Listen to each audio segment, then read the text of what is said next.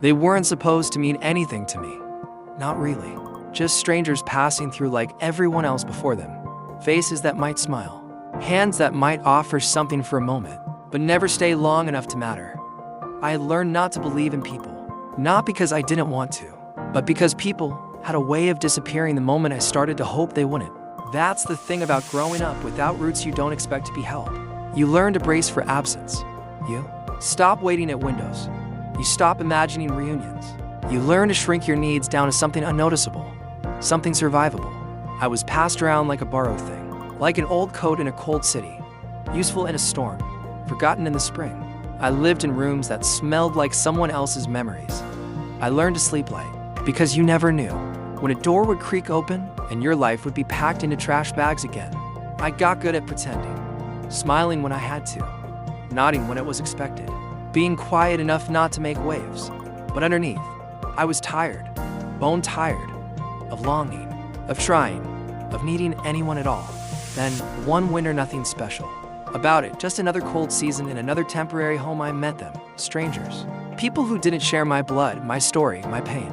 But somehow, they saw something in me I didn't know was visible. It started small, a coat offered without asking, a ride home on a rainy day, a lunch packed with an extra snack just in case. I thought it was charity, pity, that thing people do when they feel better about themselves by helping someone worse off. So I stayed distant. I kept my guard sharp. I thanked them with empty words and looked away before the kindness could settle. But they kept showing up, not loudly, not with grand gestures, just consistently, softly, in ways that felt unfamiliar and dangerous. Because when you're used to being forgotten, being remembered feels like a trap. They invited me in not just to their houses, but to their lives. Movie nights where I didn't have to speak.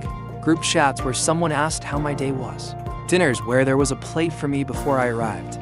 It wasn't perfect. It wasn't a fairy tale, but it was real, messy, unscripted. And slowly, I began to breathe again. There was a time I believed that love had to look a certain way, that it came with titles and paperwork, that unless someone had raised you, they couldn't claim you. But these people, these strangers who kept showing up, they didn't claim me with words. They claimed me with presence. They were there when I had no ride, no money, no clue how to navigate adult life with wounds I couldn't explain. They were there when I shut down, when I lashed out, when I ghosted them out of fear, and when I came back. They didn't make me apologize for surviving the only way I knew how. They didn't ask for my trauma story. They didn't demand I be grateful. They didn't treat me like a project. They just made room, like I had always belonged. And at some point so slowly I didn't even realize that I stopped flinching at kindness. I stopped assuming it came with strings. I stopped preparing for the moment they'd leave. Because they didn't. They stayed. One friend bought me a used microwave when mine broke and said, "You don't owe me anything." Another showed up to my apartment with soup when I was sick, sat in silence, and didn't comment on the empty fridge or the way I couldn't look her in the eye. Another mailed me a handwritten letter for no reason other than to say, "You matter. You've always mattered." And I broke, not all at once, but in pieces, beautiful, terrifying pieces. Because the armor I had built layer by layer, home by home, wasn't meant to last forever. It had kept me safe, but it had also kept me alone. And now, here were these people, helping me under my own loneliness. Found family.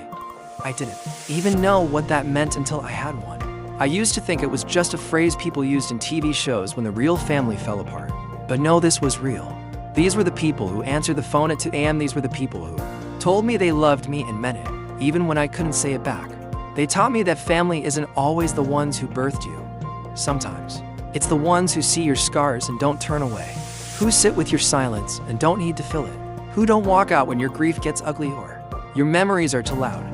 They didn't rescue me. They didn't fix me. They simply stayed. And that God, that was everything. Because when you grow up unheld, what you crave isn't perfection. It's presence. It's someone who doesn't flinch when you cry for no reason. It's someone who listens when you say, "I'm not okay," and doesn't try to change the subject. It's someone who lets you be messy, unfinished, still healing. There were nights I couldn't sleep, so I texted them nonsense just to feel less alone. They responded every time, sometimes with memes, sometimes with "want to talk," and once with just this: "You don't have to earn our love." I read that message over and over. I still do, sometimes, because even now, there's a part of me that doesn't fully trust it. That waits for the other shoe. That expects the warmth to cool. But every time it does it, something in me knits back together. They became my net. Not because they caught me every time I fell, but because they never let me fall alone. I remember the first holiday I spent with them. I had never carved a turkey before, never seen stockings hung with names. They made one, for me, my name, in glitter, like it had always belonged there. I sat in the corner, overwhelmed by laughter and smells I didn't associate with pain. One of them leaned over and said, "You're family now, get used to it." I didn't reply. I couldn't. I just nodded and swallowed back tears that had waited years to fall. Because they weren't just strangers anymore. They were home, and for someone like me, home had never been a place. It had always been a question mark, a door that swung open, then slammed shut. But now it had faces, voices, arms that hugged, not held back, eyes that saw me and didn't flinch. I still struggle.